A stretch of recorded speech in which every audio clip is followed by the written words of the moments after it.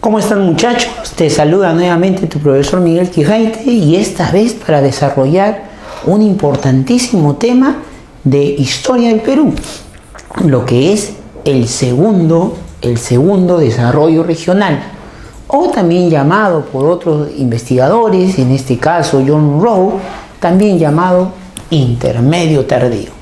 Habíamos aprendido del por qué distinto nombre para el mismo periodo tiene que ver con concepciones teóricas acerca de cómo enfocan el proceso histórico del mundo andino, ¿no? De la historia andina.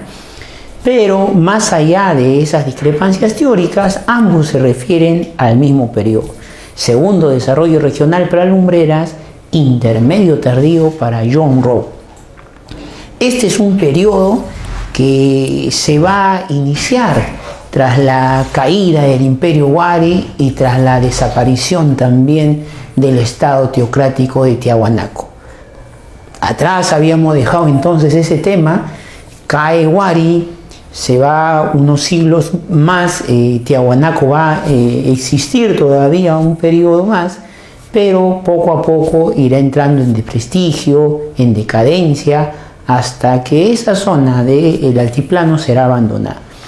Poco a poco, en esos territorios del mundo andino, donde ha terminado este proceso centralizador, ¿no?, que era el Imperio Wari, poco a poco se irán reorganizando nuevos estados, se irán configurando estados autónomos, con sus élites particulares que van creciendo en poder y en prestigio en diversos ámbitos locales.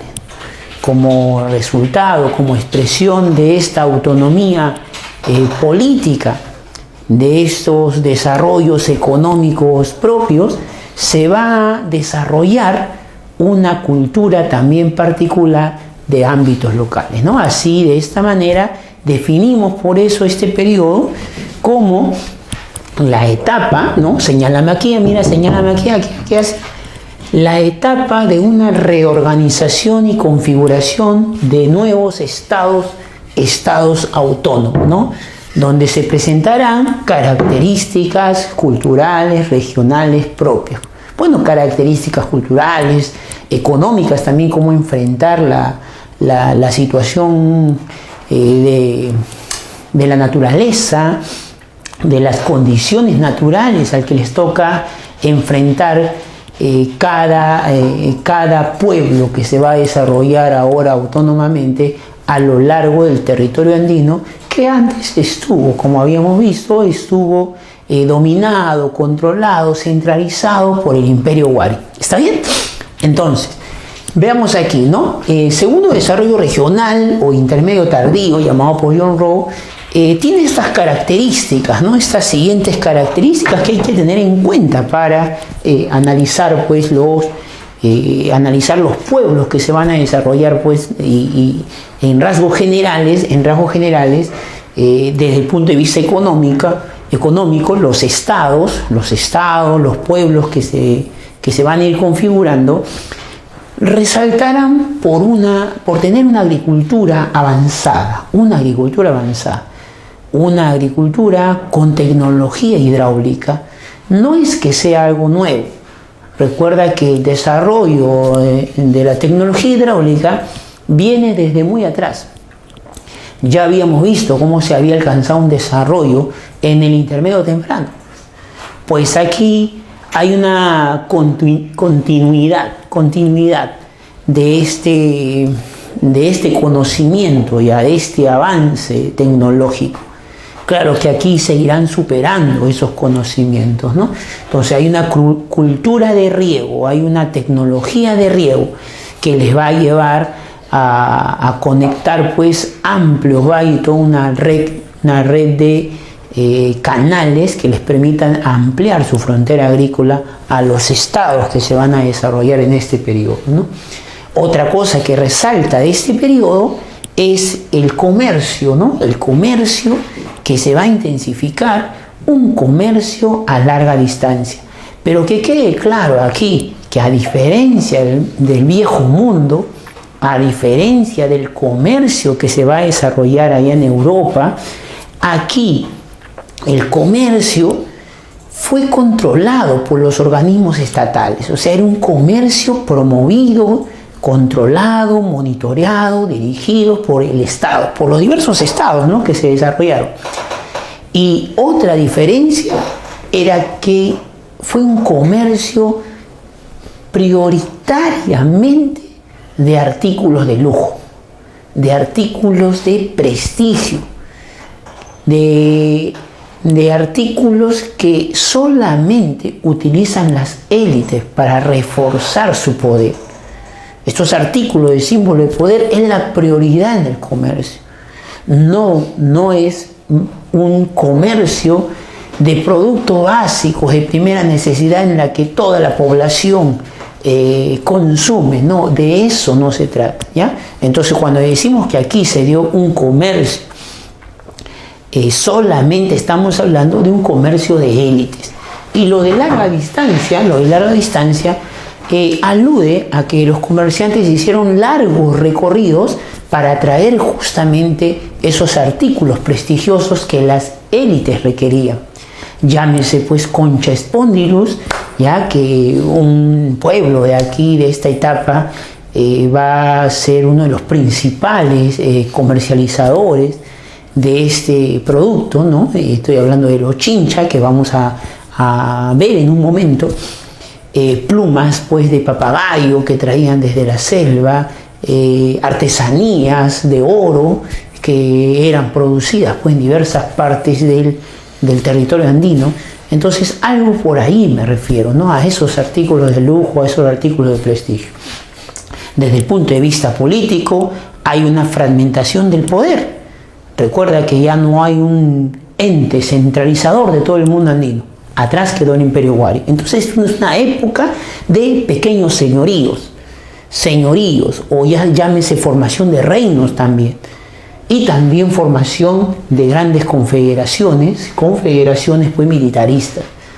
Lo de señoríos tiene que ver con dominio de pequeños señores, que dominan un pequeño valle, ¿no? Ya llámese uno o dos o más valles, ¿no? Entonces, en la medida que más valles estén controlados por ese señor, o esos grandes señores, esa aristocracia, estaríamos hablando de un reino, ¿no?, de un reino, ¿ya?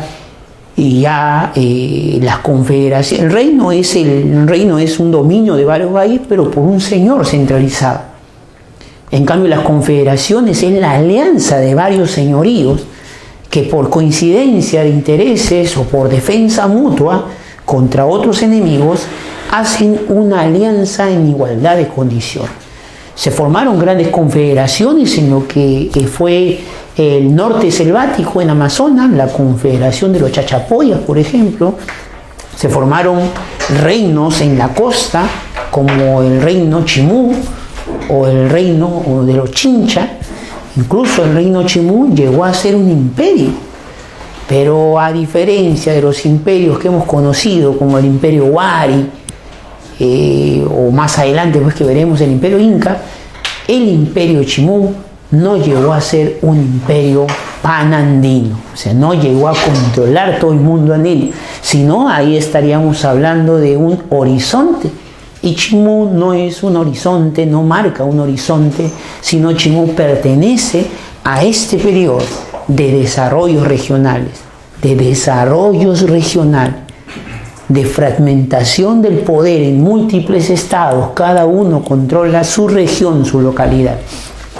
En este aspecto político hay que tener en cuenta que el poder fue mucho más fragmentado en la sierra que en la costa. En la sierra se dio una fragmentación del poder que podíamos llamar, en términos metafóricos, una atomización del poder. Poderes muy pequeñitos en la sierra.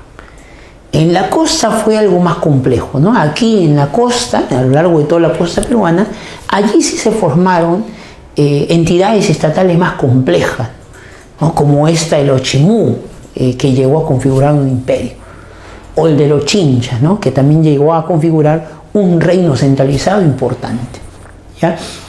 Bien, en el aspecto cultural ya que estos estados tienen características autónomas en lo político y en lo económico, enfrentan con sus propios conocimientos, su propia experiencia, enfrentan las condiciones naturales que les toca vivir.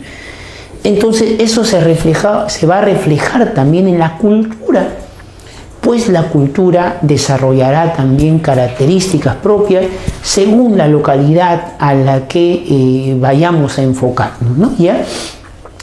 Pero si algo podemos generalizar de este periodo, sería pues dos cosas importantes. Uno, el ser una época de grandes constructores de ciudades.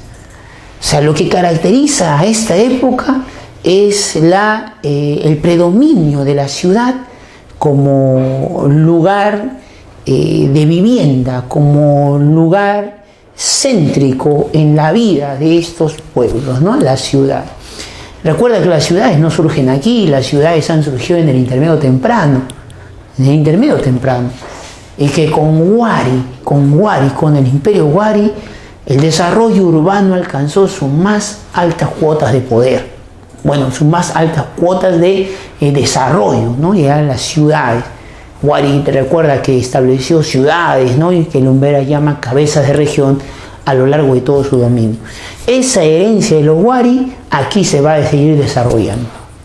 Recuerda que en las ciudades vive la élite, vive las élites gobernantes y todo el pueblo que sirve con su trabajo especializado, sirve a garantizar la continuidad o la reproducción del Estado, ¿no? Que el Estado funcione. Entonces, gente especializada, me refiero pues a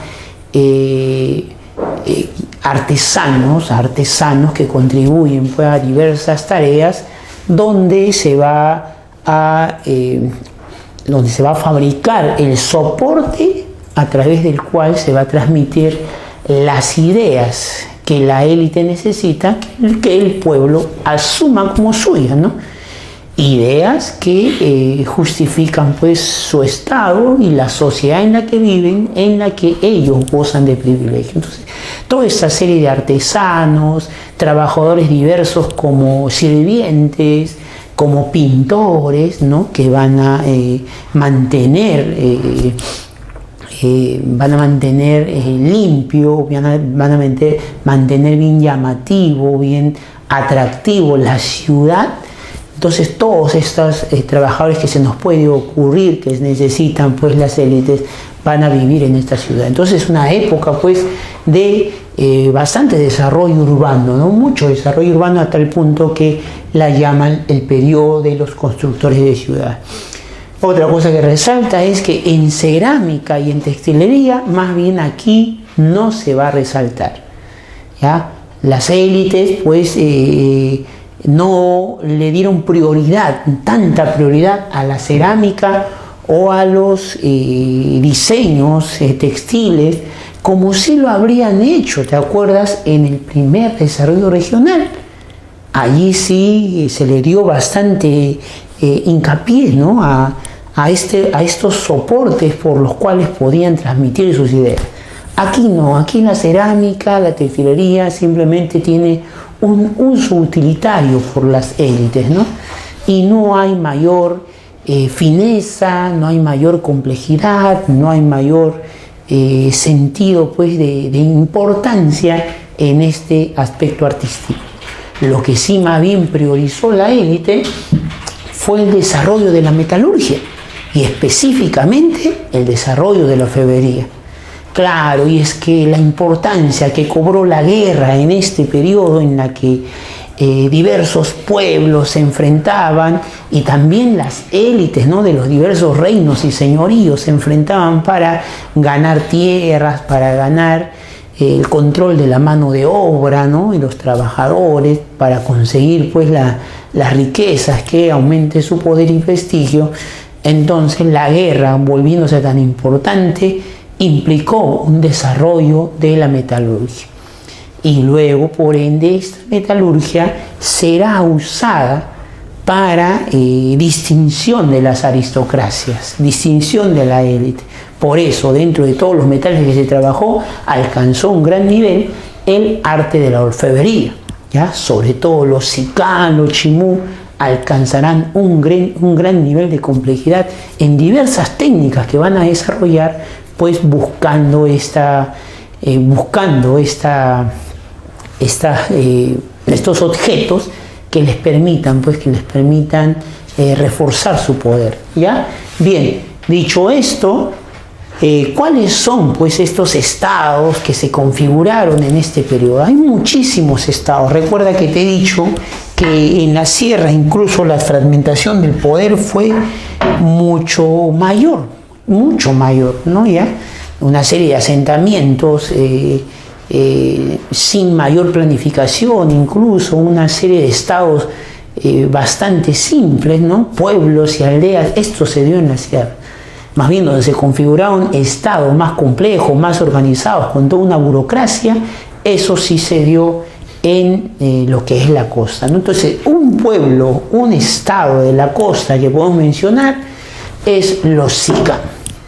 Los sicán, o también llamado Lambayeque, ¿no? Ubicado en el departamento que hoy día llamamos con el mismo nombre, Lambayeque. Sicán se desarrolló entre los siglos XI y los siglos XIII, ¿no? Siglo XI y siglo XIII, justamente después de la caída pues, del imperio Wari, y hasta el siglo XIII. ¿Y por qué no más, profesor? Si acá usted ha puesto hasta el siglo XV, ¿por qué Sicán no se desarrolló hasta el siglo XIII? Y es que Sicán será arremetido, será arrasado por otro pueblo cusqueño, por otro pueblo costeño, quise decir, ¿no? Costeño, que se va a expandir por esos territorios y tendrá que someter a Sicán para continuar su objetivo de expansión, ¿no? Bueno, de Sicán, ¿no? Sicán, cuyo término algunos estudiosos consideran que podría manifestar, pues, ¿no? Traducirse como la casa de la luna o el templo de la luna, tiene toda una tradición legendaria recogida pues por los españoles, ¿no? Cuando llegaron a esas tierras del norte, de la costa norteña, y recogieron algunas tradiciones que contaban pues los especialistas, ¿ya? Es así que los sicán, se habla de un fundador legendario, un tal Nailán que llegaba, tal como ven en la figura, llegaba, dicen, desde alta mar, ¿no? De un lugar desconocido, y venía con toda una flota de balsas y un rico acompañamiento lujoso y prestigioso de funcionarios que lo acompañaban. Nailán en sus balsas llegaba a la costa lambayecana y fundaba de esta manera el pueblo o el estado de Sicán, ¿no? Y así nacía, según la leyenda, una época de prosperidad, una época de desarrollo con este Nailán. Quien cuenta eso está transmitido en un cronista, ¿no? Esa leyenda fue recogida en un cronista, Miguel Cabello de Balboa, allá en el siglo XVI, ¿no? ¿Ya? Bueno, ¿por qué es importante los sicán? Los sicán, se dice que Nailán habría llegado con un ídolo, ¿no? Con un dios, ¿no? Un dios llamado Lampayet o Yampayet, ¿no? Y es probable que de ese ídolo, del nombre de Lampayet, provenga el término que hoy día nosotros usamos para llamar a ese territorio Lambayeque, ¿no? Lambayeque, ¿ya?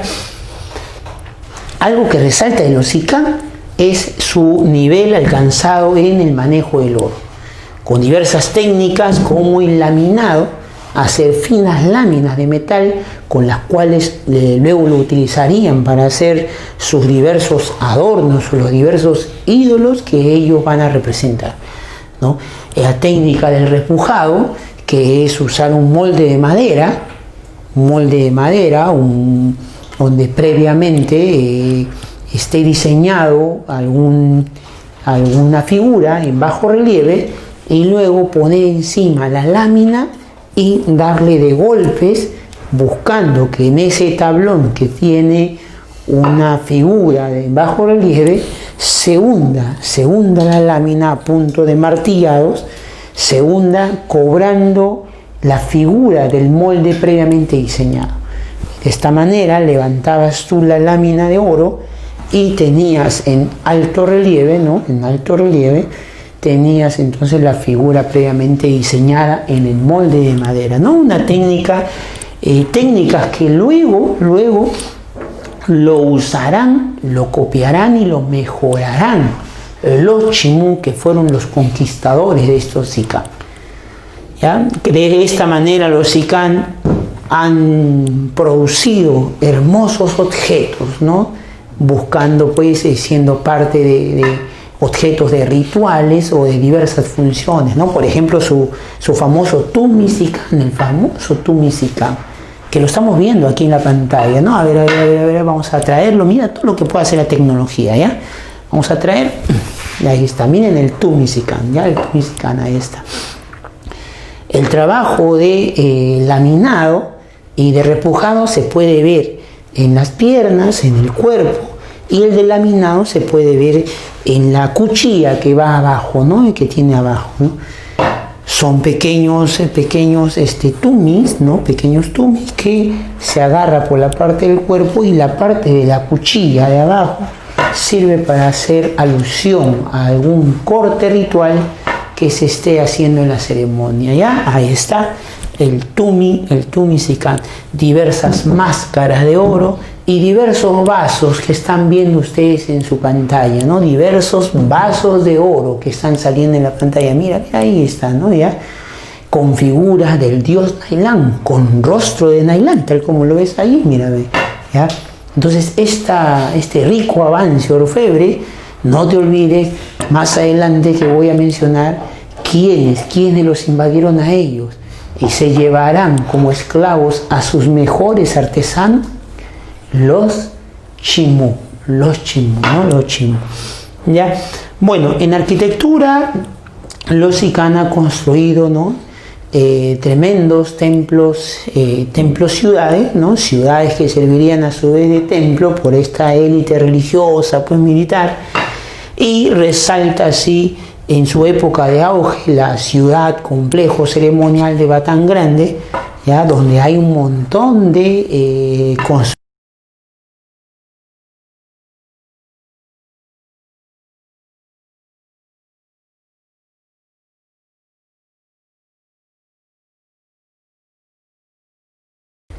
tremendos templos, ciudades, ¿no? Ciudades que servirían a su vez de templo por esta élite religiosa, pues militar, y resalta así en su época de auge la ciudad complejo ceremonial de Batán Grande, ¿ya? Donde hay un montón de construcciones, pues, piramidales, ¿no? Podemos encontrar cerca de una docena de construcciones piramidales, y en la que una llamada Huaca del Oro,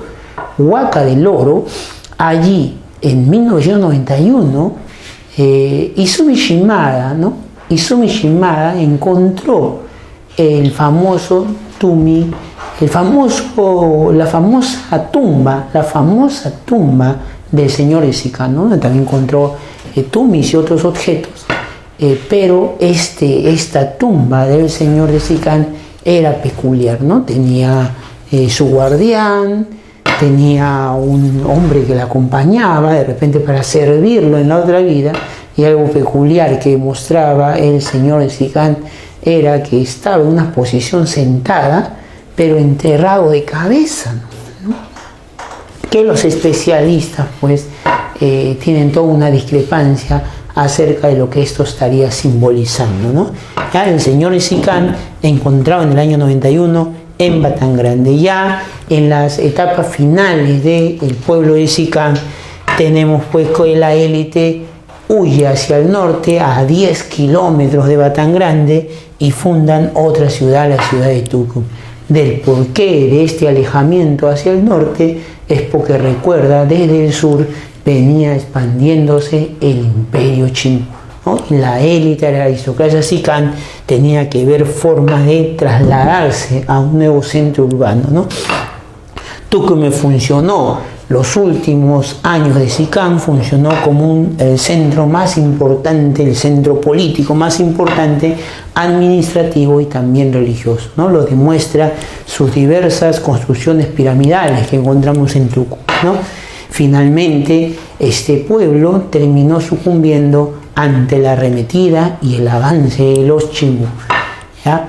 Otro estado, otro pueblo que resalta en este periodo son en Amazonas, los Chachapoyas, ubicados en Amazonas y también se expandieron hasta el norte del departamento hoy día de San Martín. Pero sobre todo Amazonas, sobre todo el valle del río Utcubamba, ¿no? Que era por ahí su centro. Chachapoyas fue una confederación de estados, lo que hemos definido de confederación, una confederación de varios estados, varios entes señoriales, varios señores guerreros que se unían por coincidencia de intereses, ¿no? Coincidencia de intereses frente a pueblos que los agredían para arrebatarles sus posesiones, ¿no? El estudioso de esta cultura es el peruano Federico Causmandoy, ¿ya? Y lo que él encuentra y resalta más de los Chachapoyas es en el aspecto de la arquitectura, ¿no? Donde han usado la piedra y cuyas construcciones gozan pues de hermosos frisos tallados en barro, ¿no? Hermosos frisos esculpidos, mejor dicho, esculpidos en barro, y también construcciones de fortalezas con enormes murallas que hasta el día de hoy sorprenden a todos los visitantes, ¿no? Y dentro de esas fortalezas podemos, como ejemplo, las más famosas, las más conocidas, Cuelat y el Gran Pajate, ¿no? Las murallas de Cuela son sorprendentes, como te digo, ¿no? Vamos a traer, mira aquí con la tecnología, una de las murallas, ¿no? Una foto de las murallas de Cuela. Ahí está, mira, ahí está, ¿no? Ya en uno de mis salidas de campo, pues a esta zona, tomé esta foto para compartirla, ¿no? Profe, ¿dónde está usted? Bueno, yo no salí porque no tengo que estar figurando, pues, pero ahí está, mira la monumentalidad, pues, de estas murallas enormes que en algunas partes llegaba a cerca a 20 metros de altura, 20 metros de altura las murallas de Cuela, muchachos, ¿ya?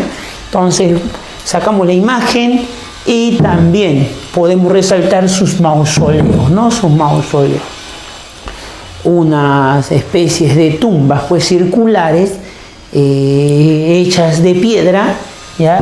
También llamadas pucuyos o chulpas, también se le dice, ¿no? Pucuyos o chulpas, ¿no? Estas tumbas estas construcciones, ¿no? Que servirían para tumbas, ¿no? ¿Ya? Bueno, en escultura también podemos resaltar esas decoraciones de barro que hacían, ¿no?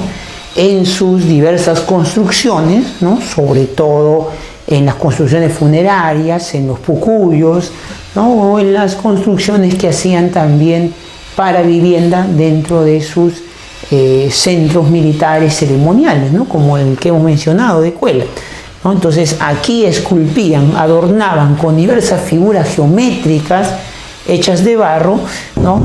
Y en estas también podemos resaltar, en este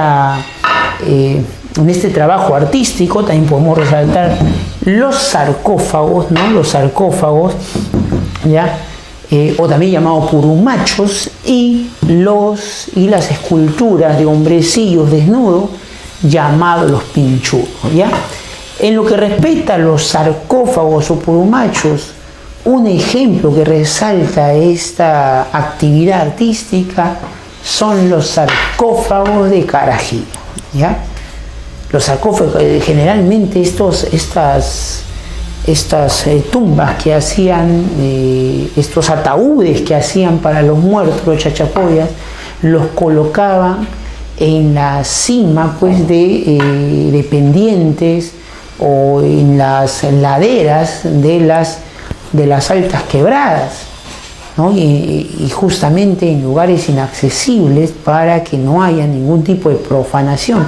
Obviamente españoles y posteriormente diversa gente pues que no valoraba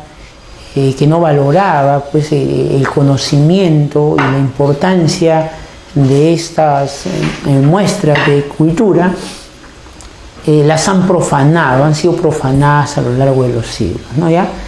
Pero las que estudió en Carajía, Kaufmann, son una de las muestras más intactas que nos han quedado, ¿no?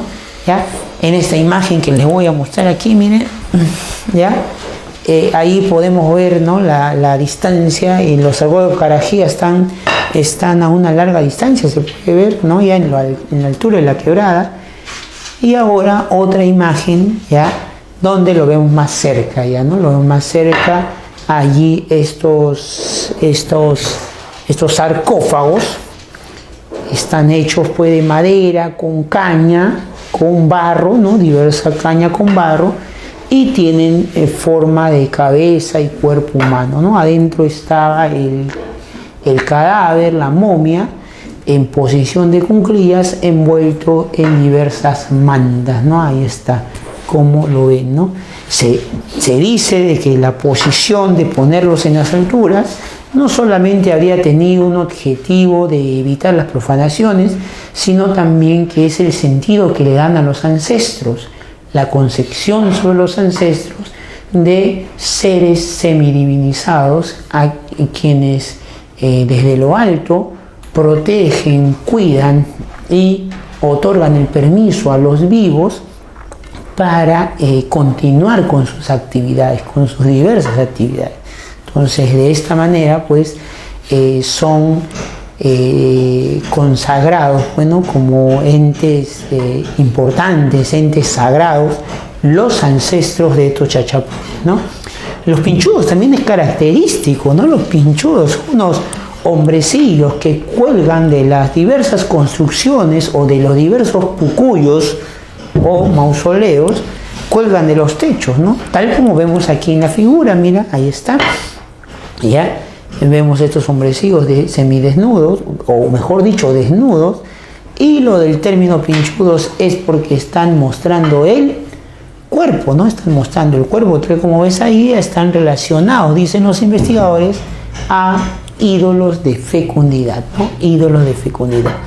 El fin de estos chachapoyas belicosos fue el dominio de los incas, ¿no? Los incas van a atacar todos sus diversas fortalezas y sus puestos claves de defensa, y la resistencia también será feroz. Los chachapoyas no cayeron mansamente, ¿no?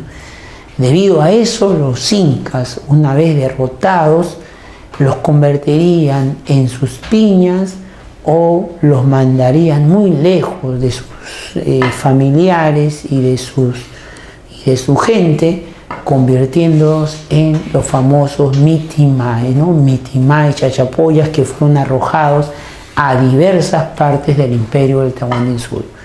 De esta manera podemos entender que los chachapoyas guardaban un profundo resentimiento con los incas, profundo resentimiento que ya luego nos dará una explicación de por qué los chachapoyas apoyaron a los españoles, ¿no?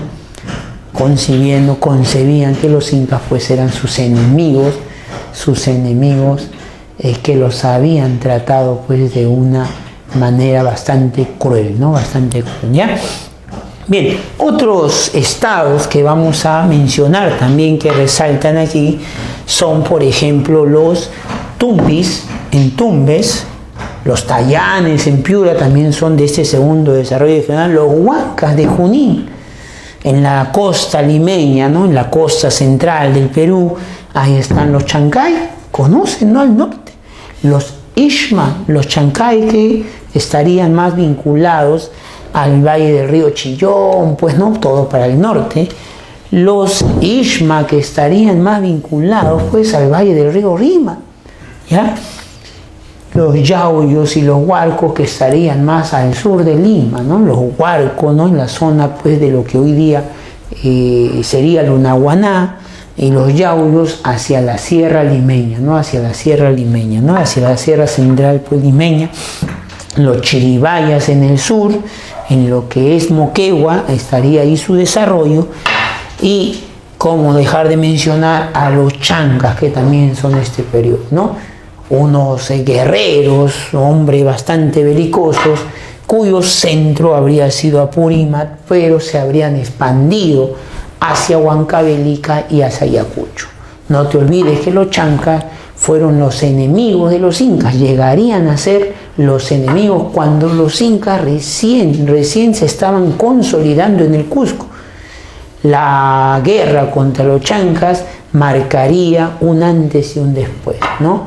Porque en ese proceso de consolidación que estaban pasando los incas en el Cusco, la victoria que tuvieron sobre los chancas le dará ese fortalecimiento necesario para empezar la expansión por todo el territorio andino, o en otras palabras, la expansión panandina, ¿no? La victoria sobre los chancas le dará esas condiciones para la expansión panandina. Los chancas, al igual que los chachapoyas, serían una confederación de señoríos, ¿no? Jefes, señores de valles que se han unido por igualdad pues, de coincidencia de intereses, y estos pues habrían empezado la expansión, ¿no? Como te dije, de Huancavelica y Ayacucho, ¿no? Aquí hay un concepto importante también para desarrollar, ¿no? Lo que es la pacarina. En la concepción del hombre andino se considera que los pueblos salen debajo de la tierra por alguna especie de orificio o hueco que conecta el mundo de abajo con el mundo de aquí. Esa especie de hueco o de conducto podría ser un río, una cueva, alguna caverna en el cerro, o una montaña, algún volcán, bueno, más que montaña, un volcán, ¿no? Entonces cualquier noción que nos dé una especie de hueco que conecta el mundo de abajo sería lo que se llama la pacarina. Los chancas y todos los pueblos habrían tenido su pacarina. El lugar de origen para los chancas, su pacarina habría sido la laguna de Choclococha y Orcococha, estas lagunas ubicadas en Huancavelica, ¿ya? La tradición chanca cuenta de unos héroes míticos. Si los Sicán tuvieron a Nailán, los chancas tuvieron a Uscovilca y Ancovilca, ¿no? Recuerda que los incas tuvieron a su Manco Cápac, ¿no? Su héroe mítico, ¿no? Posiblemente existieron, es probable, pero lo que se teje en torno a ellos es ya la fantasía que se va mitificando con intereses de la aristocracia gobernante, ¿no? Para hacerlo cada vez más fuertes, para vincularlos a los dioses, ¿ya? Entonces el fin de los chancas fue la batalla de Yaguarpampa, donde sufrieron la derrota frente a los incas. Por último, podemos mencionar en esta parte pues, de la clase a los reinos aymaras, ¿no? Digno de mencionar los reinos aymaras que se van a configurar en todo el altiplano tras la desaparición del dominio de la teocracia tiahuanaco, ¿no? Entonces toda esa área altiplánica será invadida por diversos pueblos que venían del sur. Entre ellos resaltarán los coyas, los lupacas y los pacajes, tres de los pueblos más importantes de los 16 pueblos que se asentaron en torno, los 16 pueblos, los 16 reinos que se van a configurar, que se asentaron en torno al lago Titicaca, ¿ya? Algo que resalta el estudioso Lumbreras es la forma como han establecido su asentamiento los aymaras. y es que en la forma de asentamiento reflejan la concepción de dualidad que acompaña al mundo andino y que en algunos pueblos se resalta, como en estos reinos aymaras, y que luego también nos servirá para analizar la mentalidad de los incas. ¿A qué me refiero con esta concepción de la dualidad reflejada en el asentamiento territorial? Y es que lo que pasa es que el territorio del altiplano fue dividido, ¿no?, entre lo que existía realmente, ¿no? O sea, entre zonas altas hacia occidente del lago Titicaca, eran zonas altoandinas, y hacia el oriente del lago Titicaca zonas bajas, zonas hasta de selva.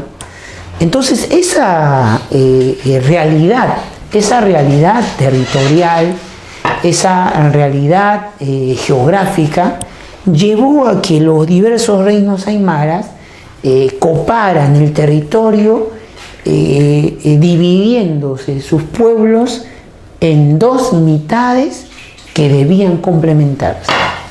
A esos territorios, ¿no?, le llamarán Urcosuyo y Omasuyo. El Urcosuyo hace alusión a la parte occidental que te decía, la parte alta, la parte altoandina, la parte fría, y el Omasuyo haría alusión a la parte oriental del lago, la parte baja. Entonces, si hablamos de que los Coya tuvieron esta concepción de dualidad, que lo aplicaron en su asentamiento territorial, entonces podemos hablar de unos Coyas, una parte de Coyas que se asentaron en el Urcosuyo y una parte de Coyas que se asentaron en el Omasuyo. Si hablamos de los pacajes, unos pacajes Urcosuyo y pacajes Omasuyo, ¿no?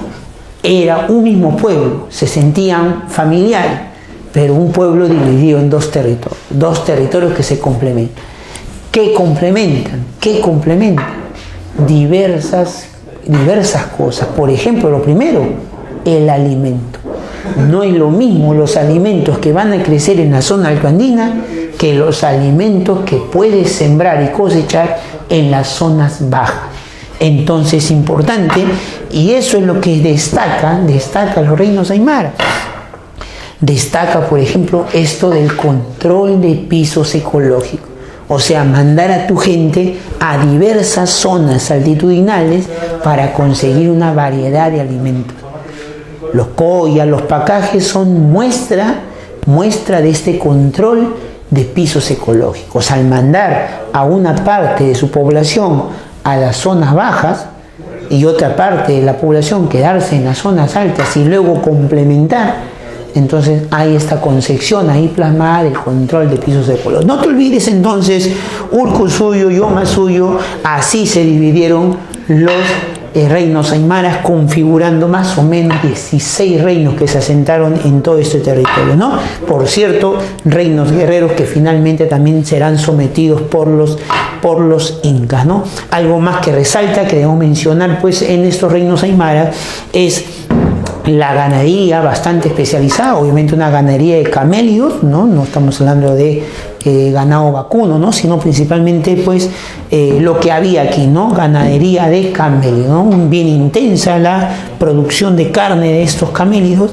Y por último también podemos mencionar en el aspecto cultural, artístico-cultural, podemos mencionar el uso de las chulpas para los entierros de su élite, ¿no? Ya las chulpas de estos aymaras resaltan como símbolo dentro de la población peruana hasta el día de hoy. Incluso ha sido símbolo en alguna moneda de este sol peruano, ¿no?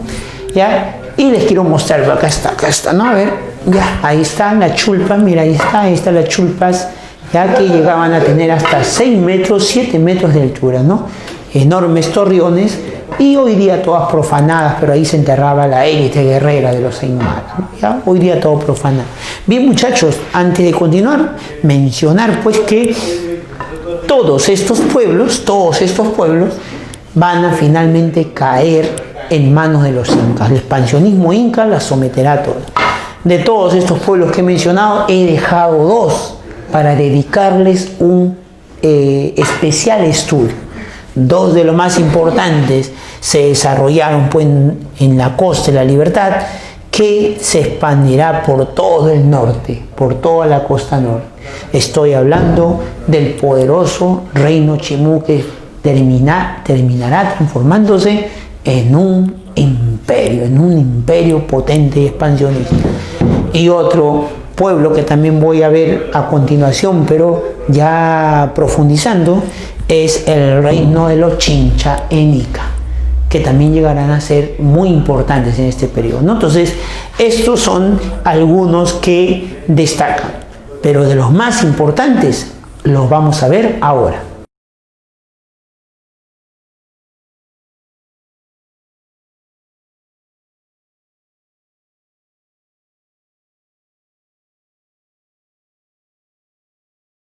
Dos de los estados más resaltantes, más importantes de todos lo que hemos visto, he dejado dos porque estos son los que mayor complejidad tuvieron. Me refiero a los Chimú y a los Chincha. Son los dos estados más resaltantes de este periodo llamado intermedio tardío. Chimú, que se ubicó el inicio de su desarrollo, su centro estuvo en la Libertad, y los Chincha, que se desarrollaron en la costa sur, específicamente en lo que hoy día es el departamento de Ica. Y de ahí también van a expandirse un poco más, ¿no? Pero siempre dentro de Ica. En cambio, Chimú no solamente será un estado regional, sino que su expansión se irá por toda la costa y llegará a someter a muchos pueblos, llegando a configurar un tremendo y poderoso imperio, ¿no? ¿Ya? Ambos entonces se desarrollan entre los años 1100, 1200 y 1470, en la que finalmente, al igual que todos los anteriores que hemos visto, terminarán siendo sometidos por la expansión militar del imperio incaico. En lo que respecta a Chimú, en su expansión mencionamos que van a someter a muchos pueblos, y uno de ellos es a los Sicán, que ya lo habíamos pues dicho. Cuando someten a los Sicán, no solamente se apropiaron de sus recursos, de sus hombres, sino también de su experiencia cultural, de su experiencia artística, de sus conocimientos orfebres, y también de sus símbolos y de sus tradiciones. Es así que los Chimú, cuando explican su origen, han hecho una copia fiel del mito de origen de los Lambayeque. El mito de Nailán está copiado en el origen tradicional de los Chimú, sino que han cambiado el nombre ahora por Tacainamo. Lo que es Nailán en los Sicán sería simplemente reemplazado por un Tacainamo, un héroe fundador que pasa a ser legendario, ¿ya? Este Tacainamo, al igual que el Nailán de los Sicán, habría venido desde alta mar con toda una balsa y un séquito de funcionarios ataviados ricamente, pues, y habrían dado fundación a la ciudad capital de ese reino, ¿no? La ciudad de Chanchán. Así, Tacainamo se convertiría en el primer gobernante de los Chimú. De los 10 gobernantes que la tradición dice que tendrán hasta la llegada de los incas, hasta el dominio de los incas. Tacainamo se convertiría así en el primer Siequich. Siequich, en el idioma que tuvieron los Chimú antiguos, sería primer rey, ¿no? Primer rey, ¿no? Y primer emperador, ¿no? Cuando estos se convierten en un extenso pues, imperio territorial, ¿no? Entonces, de paso, pues, desarrollamos lo que es la estructura sociopolítica de los Chimú. Hay que entender que en la cúspide está el Siequich, ¿no? A ver la regla, a ver con la regla, En la cúspide estarían los Iquicha, debajo pues de esta clase dominante, debajo del emperador o acompañado junto con él, ¿no?, en el dominio, estarían los Alaed o jefes de valle. En la medida que llegó a ser un estado centralizado, a medida que se expandía necesitaba de aristocracias locales fieles, señores de regiones fieles al emperador que centraliza el poder. Estos señores de valle fieles al poder central entonces serían los Alaed, que podemos traducir como los funcionarios jefes de valles. También entre los grupos dominantes estarían los fil o guerreros, ¿no?, los altos mandos de los ejércitos. Entonces, algunos especialistas incluso asemejan a estos guerreros fils como los caballeros feudales, ¿no? Pertenecerían entonces al grupo aristocrático, los chimú, estos tres grupos sociales, ¿no? En el pueblo ahí encontraríamos pues a los comerciantes. Recuerda que el comercio está controlado por el Estado, sirve al Estado y el Estado es quien lo regula. No es un comercio particular, un comercio privado en la que diversos personajes del pueblo pues pueden dedicarse a esto. No, el comercio está controlado, dirigido y sirve para el funcionamiento del Estado. Y recuerda que como es para el Estado y ese Estado está guiado, representado por las élites aristocráticas, por eso que ahí entendemos de que los recursos, de que los objetos o las mercancías que se comercializa, que se intercambia, son mercancías de élite, son artículos de lujo, artículos para reforzar el poder de estas élites, ¿ya? Bien, uno de los comerciantes, ¿no?, son sacados del pueblo los campesinos, que son la masa trabajadora, ¿no?, que a medida que el imperio se expande conseguirá más de estos campesinos, que realizarán diversas funciones, ¿no?, el trabajo agrícola, el trabajo de las obras públicas, la ampliación de canales de riego, las mismas construcciones, ¿no?, urbanas estarán a merced del trabajo que otorga, pues, la fuerza de trabajo que otorgará esta masa campesina que sostiene el reino chimú, ¿no? Recuerda que la masa campesina no vive en las ciudades, no vive en Chanchan, capital de Ochi, ¿no? Vive en las diversas aldeas que se configuran en torno a los campos de cultivo, ¿no? ¿Ya? Masa campesina que se puede dedicar pues a la labor agrícola, que se dedica pues también a la pesca o que se dedica pues a la ganadería, ¿no?, a la ganadería. Los siervos, ¿no?, que sí vivirían en las ciudades. Recuerda que toda esta servidumbre es para justamente llevar cómodamente la vida de la aristocracia, ¿no? Esta servidumbre que hace el trabajo doméstico en los diversos templos y palacios donde reside la élite.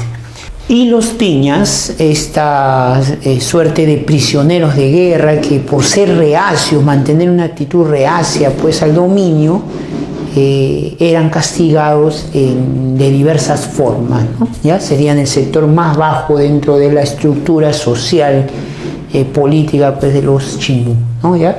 Bueno, la historia, el proceso histórico de este estado, de este pueblo, ¿no?, desde el origen fundado pues por Tacainamo, la fundación con Tacainamo, se ha dado pues un proceso de desarrollo hasta la llegada de los incas, ¿no? Después del sometimiento inca, obviamente este reino pierde su autonomía política y pasa pues a ser administrado dentro de la organización, la estructura política del imperio incaico. Toda esa zona llamada pues configurada dentro de lo que los incas llamarán el Chincha y Suyo, ¿no?, una parte pues de sus cuatro suyos, ¿no?, de sus cuatro suyos. Bueno, en ese proceso hasta la llegada de los incas hablamos pues de hasta 10 gobernantes, se habla de la tradición de 10 gobernantes. Uno de ellos sería Huacricao, ¿no? Huacricao, con quien la expansión se va desarrollando. La expansión se va desarrollando, la expansión Chimú. Huacricao es importante porque en su gobierno se dice que habría ocurrido el sometimiento, la derrota de los Sicán. Huacricao sería quien pone fin a este dominio Sicán, cuyo último jefe había sido Fempeyet, no Fempeyet. ¿No? Huacricao habría llevado a toda los experimentados artesanos orfebres Sicán, los habría llevado a Chanchan, y es ahí donde los Chimú habrían absorbido todo este conocimiento que los Sicán manejaban de la orfebrería, ¿no? Obviamente no fue un calco y copia. Los Chimú aportarían un propio desarrollo a partir de esta base que consiguieron cuando se llevaron a los mejores orfebres Sicán, ¿no? El último gobernante, ¿no? De ahí vendría una serie de otros líderes, otros Siequich, y el último sería Minchancamán, ¿no? Minchancamán, con quien el imperio llegará a su máxima expansión, convirtiéndose en un imperio que abarcaba desde Tumbes hasta Lima, ¿no? Más o menos como ven aquí en el mapa que les voy a presentar, ¿no? Aquí está, ¿ya? Esta es la magia que puede hacer la clase virtual, ¿no? ¿Ya? Entonces ahí está el mapa, miren, un tremendo imperio desde Tumbes hasta Lima, ¿no? Hasta la zona de Caraballo incluso, ¿no? Que hoy día sería nuestro distrito de Caraballo. Un imperio que abarcó pues más de 1000 kilómetros de extensión, estaríamos hablando, y que llegó a albergar en todo su dominio territorial, llegó a albergar el dominio sobre 500.000 personas. Estamos hablando de 500.000 de habitantes habría tenido este imperio. Solo en Chanchan se dice que habría vivido pues unas 30.000 a 40.000 personas, claro, ¿no? De estas 40.000, obviamente un sector muy reducido era la élite y el resto la cantidad pues de sectores populares, artesanos, especialistas que salen del pueblo, que sirven al mantenimiento de esta élite, al mantenimiento de esta élite y de este estado. Bueno, Minchancamán entonces quien logra la máxima expansión, y de allí también ya no puede crecer más el imperio, no puede desarrollarse más, es lo máximo Minchancamán. En su tiempo también ocurrirá la llegada de la expansión incaica, y en el enfrentamiento entre Tupac Yupanqui, a quien se le atribuye haber derrotado pues a Minchancamán, en el enfrentamiento se dice que Tupac Yupanqui habría usado la estrategia de desviar el curso de los ríos y con esto desabastecer los canales de riego que alimentaban de recurso hídrico a Chanchan. Ya te imaginas, 40.000 personas sin agua, la élite sin agua, en esta ciudad de Chanchan hoy día, pues hoy día que sería Trujillo, ¿no? Le llamamos Trujillo, con ese sol infernal, ya que tiene pues la zona norte.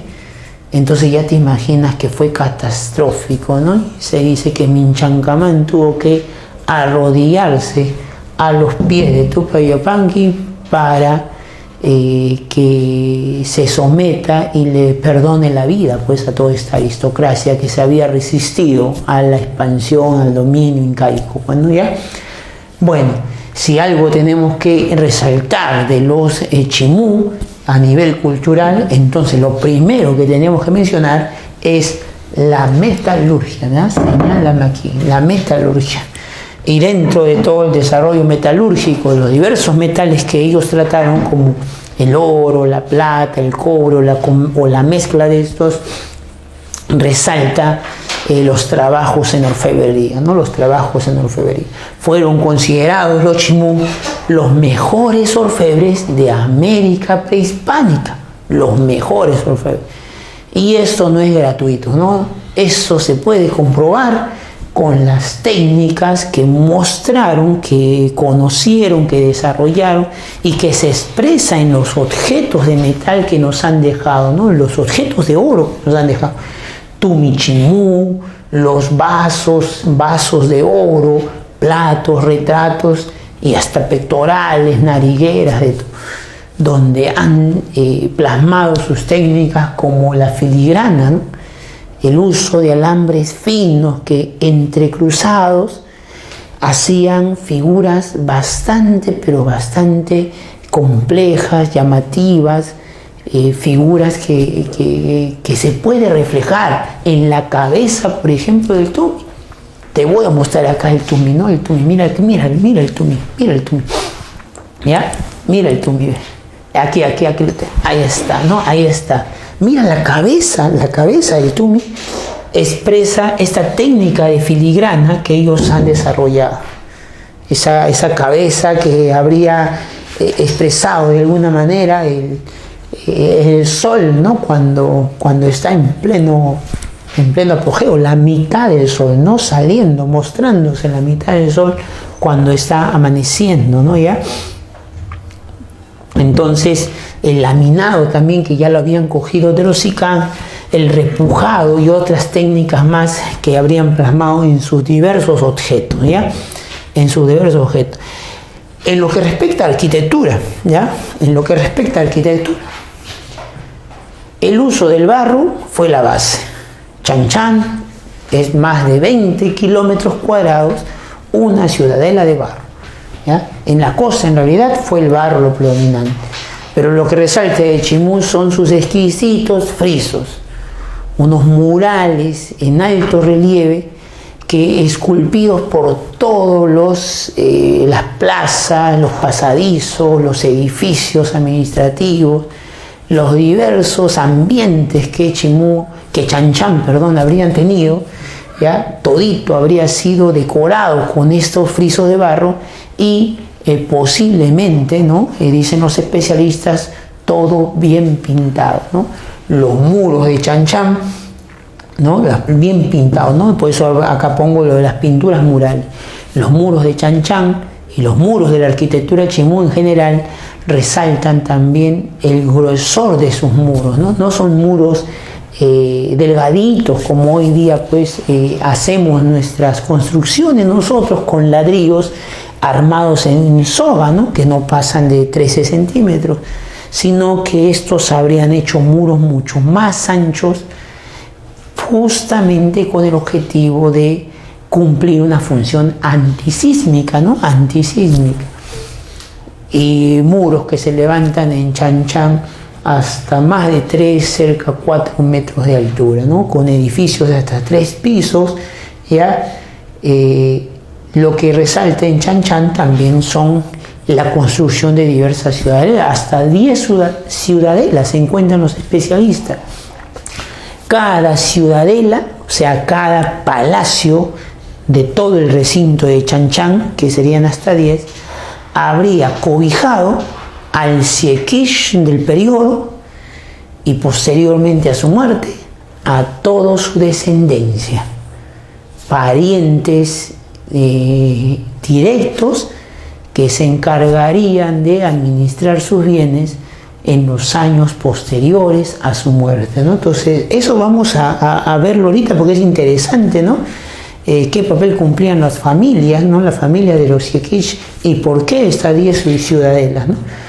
Bueno, dentro entonces de la escultura, lo primero que hay que resaltar pues son lo que te decía, estos frisos de barro, ¿no? Estos frisos de barro.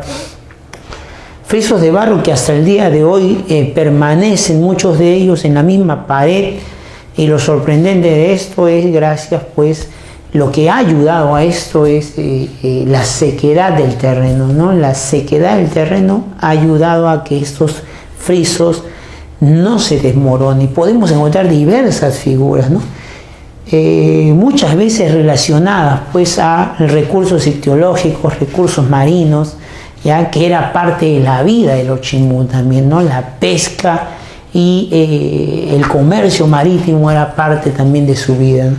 Entonces encontramos figuras zoomorfas relacionadas al mar, como figuras geométricas de olas también que estarían relacionadas al mar, ¿no? Aquí sus figuras zoomorfas más resaltantes, el pescadito, ¿no? Los pescaditos, el pelícano como, ¿no? Como el ave resaltante en esta zona del litoral, y este animalito, ¿no? Que algunos especialistas llaman ansumito, ¿no? Una especie ya extinta entre ardilla y nutria, ¿no? Que hoy día incluso es símbolo de la ciudad allá símbolo de varios locales de negocios, ¿no? Varias empresas tienen como símbolo a esta especie de ardilla nutria, ¿ya? Y ha sido inspiración incluso para cómics y algunas obras de cuentos, ¿no? Para niños, ¿no? Ansumito, ¿no? Y esto refleja pues los frisos, la decoración de los frisos chimú, ¿no? ¿Ya? Algo que resalta en Chimú, y hay que teorizarlo, hay que mencionar el trasfondo que hay detrás de las prácticas de orfismo. Prácticas de orfismo que no es otra cosa que culto a los muertos, culto al ancestro.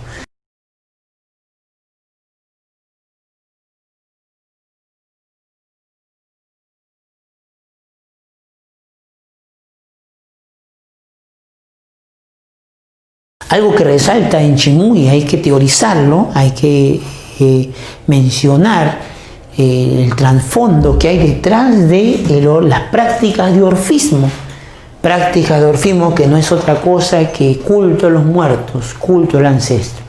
Esto estaría relacionado al malqui de los Siequich, que era conservado en su palacio, en su ciudadela de las 10 que hay en Chanchan, era conservado en su palacio como momia, y toda su familia pasaba no solo a cuidar la momia, sino también a administrar las propiedades que este Siequich había dejado.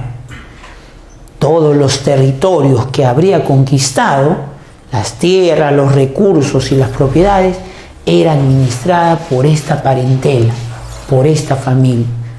Entonces lo que tenemos en Chanchan, ya en época del dominio inca, en época de dominio inca, lo que tendríamos en Chanchan son por cada palacio aristocracias, grupos de aristocracias familiares o familias aristócratas, podemos llamarlas, ¿no? Y hay una especie aquí que expresa en este orfismo una especie de herencia dual, ¿no? Podemos llamarla así, herencia dual, a esta realidad de que el nuevo Siequich que sube al poder no hereda todo lo que se imagina que hereda un príncipe, ¿no? No, este Siequich que sube al poder hereda solamente el gobierno, solamente la autoridad de Siequich, mas él mismo deberá conseguir sus propiedades, sus recursos, impulsando la guerra y la expansión. Cuando esto se logre y él muera, sus familias administrarán no los recursos, ni las tierras, ni las riquezas del Siequich anterior, sino las riquezas que ha conseguido su Siequich que acaba de morir. El nuevo Siequich que suba al poder tampoco tendrá intromisión sobre la propiedad de esta familia, y tendrá él que conseguir sus propios recursos y sus propias propiedades. De esta manera, si te das cuenta, se van configurando entonces una especie de familias que en grupo, familias aristocráticas, familias que en grupo formarán la aristocracia de Chanchan. Diversas familias, y cuya práctica de orfismo serviría como el argumento justificador del poder de estas aristocracias. La justificación es que mi emperador, mi Siequich, está vivo, yo soy su descendiente, yo soy su familia. Y él sigue vivo, lo tratan como vivo. Práctica de orfismo, de culto al muerto, tratarlo como vivo. le dan de comer, le dan su chicha de jora, le hacen su fiesta, todo gira en torno a ese muerto, ¿no? A ese muerto que lo tratan como vivo. Claro, detrás de toda esta práctica se esconde pues el elemento justificatorio para que esas élites descendientes de los Sikish mantengan y continúen pues con su poder económico y su poder político, ¿no? Que tienen sobre el Estado, ¿no? ¿Ya? Porque al final ellos son los administradores, ¿no? Una especie de administradores, porque su Sikish pues ha muerto, ¿no? Ha muerto, ¿ya? Bien, los dioses de los Chimú sería la diosa, había toda una jerarquía, ¿no? Lo concibieron jerárquicamente, ¿no? La más importante, la luna, ¿no? Si Chan, el sol, de ahí donde se traduce pues Chan Chan como la ciudad pues del sol, ¿no? La ciudad del sol, y el mar también fue adorado, ¿no? En el idioma Sikish se pronunciaría pues como Ni, Si, Chan, Ni, ¿ya? En cerámica, como lo dijimos al principio, no hubo mayor realce. La mayor parte de los pueblos en este periodo va a caer la calidad de cerámica, la calidad en tejidos.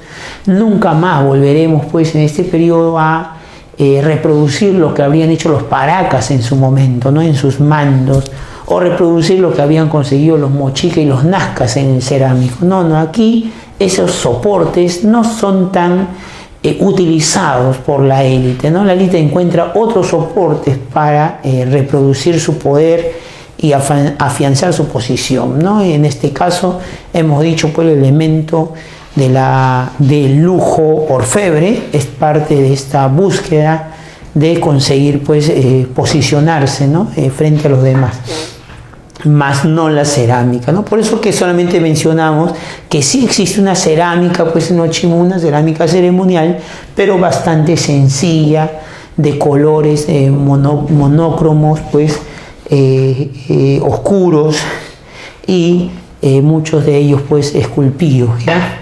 Pero no hay un realce, ¿no? No hay un realce. Bien, Chimú, entonces sus días finales fueron presa del sometimiento de los incas, ¿no? Ven para acá, mira, ven para acá. Y por último mencionaremos, pues analizaremos el reino Chincha, ¿no? El reino Chincha, ubicado en Ica, desarrollado aproximadamente entre estos años hasta el expansionismo inca. Su capital en Chincha, ya hoy día pues Tambo de Mora, y su expansión se daría hasta Cañete por el norte y hasta Nazca por el sur, siempre dentro del territorio de lo que hoy día llamamos Ica. El origen de los Chincha podemos rastrearlo pues allá en esa zona de la costa peruana, desde que el imperio Wari empieza pues su caída, ¿no? Tras la caída de Wari se va configurando este reino, ¿no? ¿Ya? El principal sustento de su economía, no te olvides, es la agricultura. La pesca también juega un papel importante en el sostenimiento económico de la población y de las élites. Sin embargo, en lo que más se resalta, en lo que más adquiere un realce los Chincha en comparación con todos los pueblos de esta etapa, es el gran desarrollo comercial que alcanzaron.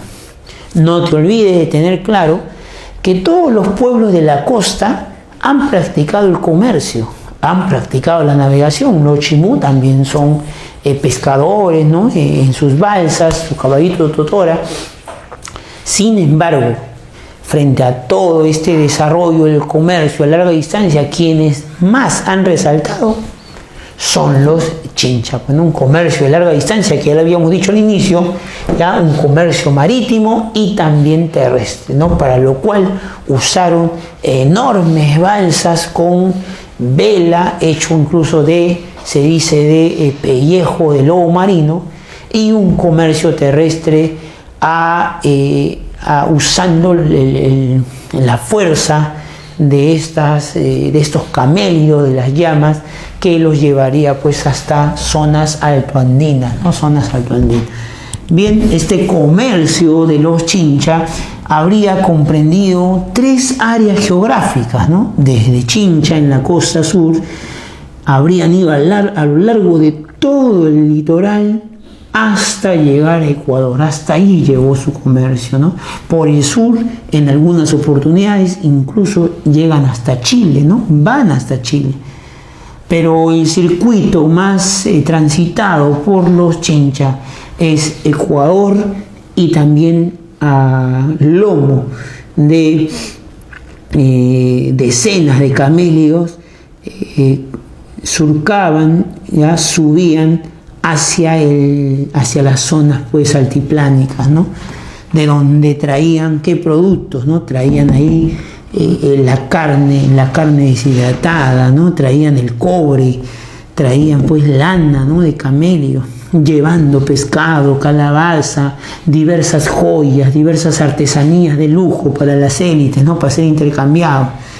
Y luego llevar ese cobre importante que comercializaban a lo largo de toda la costa, cobre que va a servir pues para los trabajos orfebres, ¿no? De los diversos pueblos, trayendo esmeraldas y sobre todo aquí nos centramos. Uno de los productos más preciados en la época, así como vimos en Historia Universal cuán importante era la seda, la porcelana, las especias, ¿no? en la Europa occidental que traían desde China, desde la India. Así también aquí en el mundo andino, cuán importante se volvió el espondilus o muyo, también llamado muyo. Los comerciantes chinchas eran los principales mercaderes que conseguían este espondilus. Todo el mundo quería tener, todos los sacerdotes, mejor dicho, todas las élites quieren tener en su poder esta concha espondilus, este molusco que solamente se encuentra en aguas de las costas ecuatorianas, donde el agua, te pregunto ahí, ¿es fría o caliente? Son aguas calientes, ¿no? Donde allí vive este molusco. No lo puedes encontrar en aguas frías, que es la característica de los mares de la costa peruana, el mar de la costa peruana. ¿Para qué conseguían este espondilus los diversos sacerdotes, los diversos estados y pueblos? ¿Para qué requerían este espondilus? No te olvides, era para los rituales que los diversos sacerdotes van a hacer de perdón, de disculpas o de ruego a los dioses.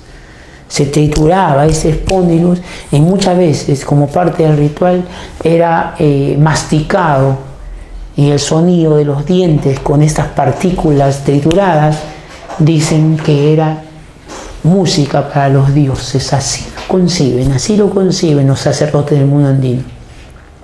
Pero detrás de este elemento supersticioso que estamos mencionando, de conseguir un molusco, una concha, para hacer un ritual pues en las diversas ceremonias a los dioses, detrás se escondía un conocimiento, una intuición de los hombres espirituales, de los sacerdotes. Tenían una intuición de que esta concha, de que este espondilus indicaba algo, indicaba sea molestia o tranquilidad de los dioses, y que esa tranquilidad de los dioses o esa molestia de los dioses se traducía en la estabilidad del clima o justamente en variaciones climatológicas.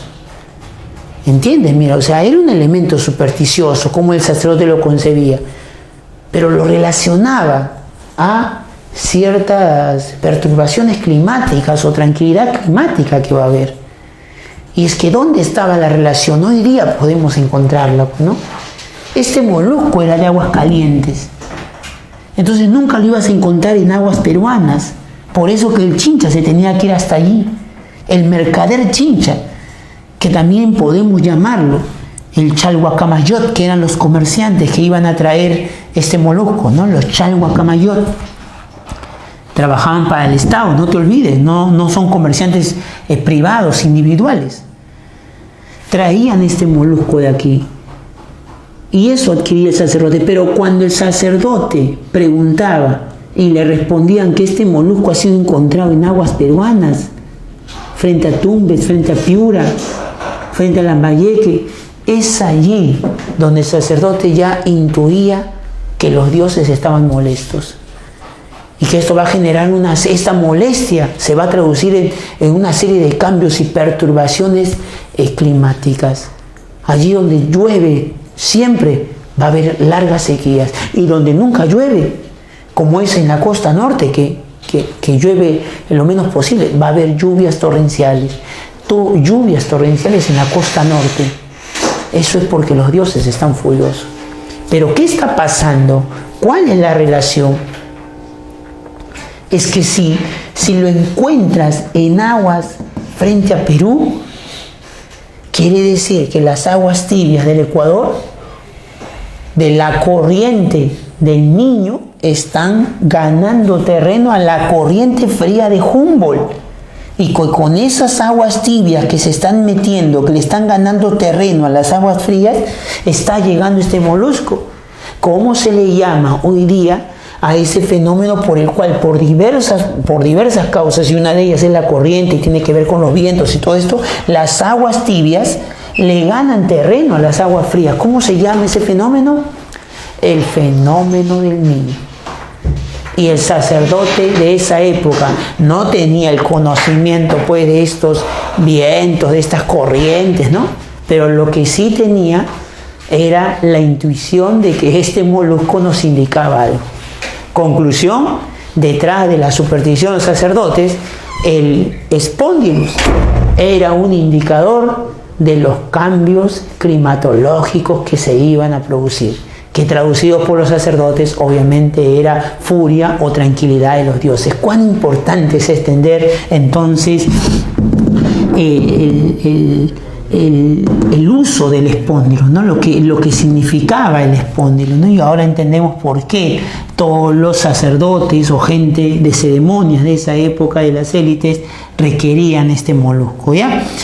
Bien, entonces por esa unión de tres zonas económicas, de tres zonas geográficas que los chinchas conectaban con su comercio, ya como son tres puntos geográficos, tres zonas pues las que conectan, tres zonas territoriales económicas importantes, se le llama a ese comercio el comercio triangular. No se le conoce así como un comercio triangular chincha, ¿no? Conectar las fuentes de recursos del altiplano con los recursos de la costa, y el recurso más preciado que lo conseguían en la costa norte, a las alturas de Ecuador, el espóndilo, ¿ya? Bien, en lo que resalta en arquitectura, en cultura, lo primero habría que mencionar su desarrollo arquitectónico, también el uso del adobe, y aquí el uso de las tapias, ¿no? El uso de las tapias, una especie de cajones que servían de molde para realizar los muros de sus construcciones, ¿no? Muros que en cajones ya venían con figuras diseñadas en bajo relieve, con lo cual cuando apisonaban pues el barro con el que hay que construir el muro, el cajón ya venía pues ya arrojaba un muro con su friso, ¿no? Con su friso. Está lleno de frisos la escultura, los muros de los chinchas, ¿no? ¿Ya? Entonces, para que me entiendan eso de tapias, hay que recordar, por ejemplo, cuando construyen tu casa, cuando construyen una casa y construyen las columnas, el albañil, antes de vaciar las columnas, le pone un molde a las columnas de madera, ¿no? Bueno, primero pone los fierros, y me interesa que recuerdes el molde de madera, y sobre ese molde de madera vacía el concreto, ¿no? Después de 1 o 2 días retira la madera y todo el concreto ha salido bien, ha salido con el diseño pues, ¿no? Encajonado del molde de madera que lo ha rodeado. Pues imagínense si ese molde de madera tuviera una figura prediseñada por dentro en bajo relieve, ¿no? Allí entraría el concreto y asumiría la forma de ese molde. De tal manera que cuando retires la madera quedaría la columna con una figura en alto relieve justamente de lo que ha tenido, en este caso, la tapia, ¿no? Las tapias, ¿no? O sea, bueno, y esto resalta la Huaca Centinela, una de las más conservadas, allá en Chincha, o Lurin-Chincha también que podemos mencionar. Por último, en lo que más resalta, y lo he puesto acá con un color resaltante, la silografía. La silografía.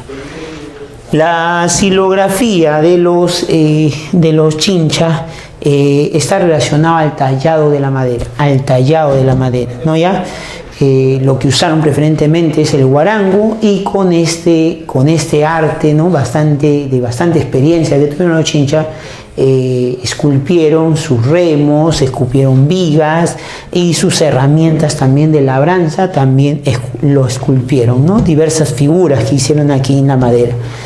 En metalurgia no han resaltado tanto, pero sí podemos mencionar a unos vasos hechos de metal, hechos de oro, hechos de plata, perdón, ¿no? De plata, estos vasos narigones, ¿no? Estos vasos narigones con rostro humano y una nariz pues aguileña, que están en un escenario de ritual, junto con mazorcas de maíz, junto con diversas ofrendas que han practicado los chinchas, ¿no? Estos vasos narigones te quiero mostrar aquí la imagen, porque viene exquisito también lo que han logrado en la orfebrería los chinchas, ¿no?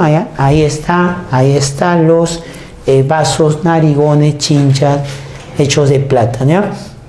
Y por último adoraron pues al dios Chinchaycamatl, que fue su dios principal, y a Urpihuachay, que era una diosa menor adorada por los pescadores, ¿no? Urpihuachay, una especie pues de diosa que combinaba pues aspectos de ave, de paloma, con aspectos ictiológicos pues de un pescado, ¿no? En esta combinación de ave, pez, esta diosa pues protegería a los pescadores chinchas, ¿no? Recuerda que la pesca fue una de las actividades más importantes junto con la agricultura de los chinchas, ¿no? ¿Ya? Conclusión, al final los chinchas también terminarán siendo parte del imperio incaico.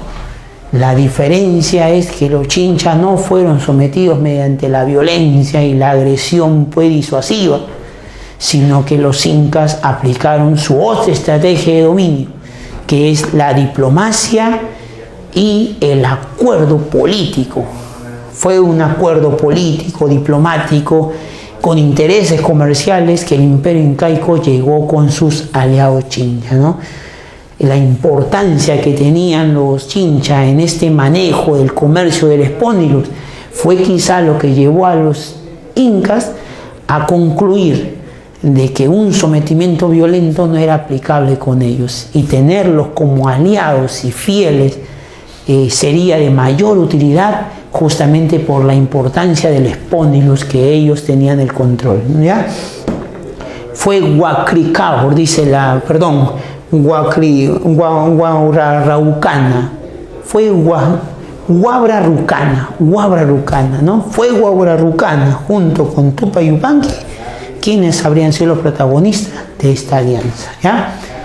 Y así concluimos, muchachos, de que este periodo segundo de desarrollo regional o intermedio tardío terminó con la expansión y predominio del imperio incaico en todo este vasto terreno del mundo andino, ¿ya? Conmigo entonces será hasta la próxima clase. Cuídense, muchachos, nos vemos, ha sido un gusto.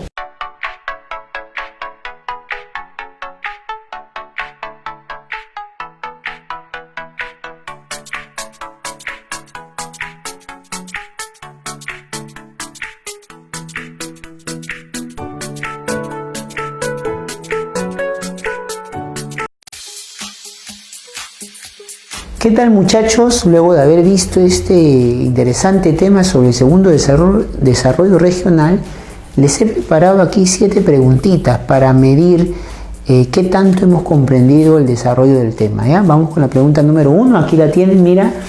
El Estado Chimú, nos dice, desarrolló una sociedad altamente jerárquica y dirigida por una nobleza llena de privilegios que se sustentaba por tradiciones religiosas.